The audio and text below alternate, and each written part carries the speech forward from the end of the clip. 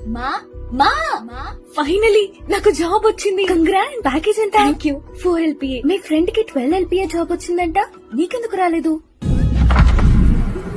నాకు class second వచ్చింది. First ఎందుకు రాలేదు? వాళ్ళకి వచ్చినప్పుడు నీకెందుకు రాలేదు? 10th రిజల్ట్ 9.5 వచ్చింది. వాళ్ళకి 10 పాయింట్స్ వచ్చాయిగా, నీకెందుకు రాలేదు? గ్రాడ్యుయేషన్ లో 98% వచ్చింది. వాళ్ళు స్టేట్ టాపర్స్ అయ్యారు, నువ్వెందుకు అవ్వలేదు? ఇక ఆపుతారా? చిన్నప్పటి నుండి ప్రతి స్టేజ్ లో ఏది చెప్పినా, మేము ఏది సాధించినా మెచ్చుకోకుండా, అట్లీస్ట్ కన్సిడర్ కూడా చేయకుండా పక్కవాడితో కంపేర్ చేసి, ఇప్పుడు మేము ఏది సాధించినా, ఏ లెవెల్ కి వెళ్లినా పక్కవాడిని చూసుకుని వాళ్లకన్నా మేము తక్కువ ఉన్నామని మాకు మేము కంపేర్ చేసుకునే స్టేజ్ కి వచ్చేసాం. అదే చిన్నప్పుడు మెచ్చుకోకపోయినా నీ లెవెల్లో నువ్వు ప్రోగ్రెస్ అవుతూ వెళ్ళు అని చెప్పుంటే ఈ రోజు మా పరిస్థితి వేరేలా ఉండేది.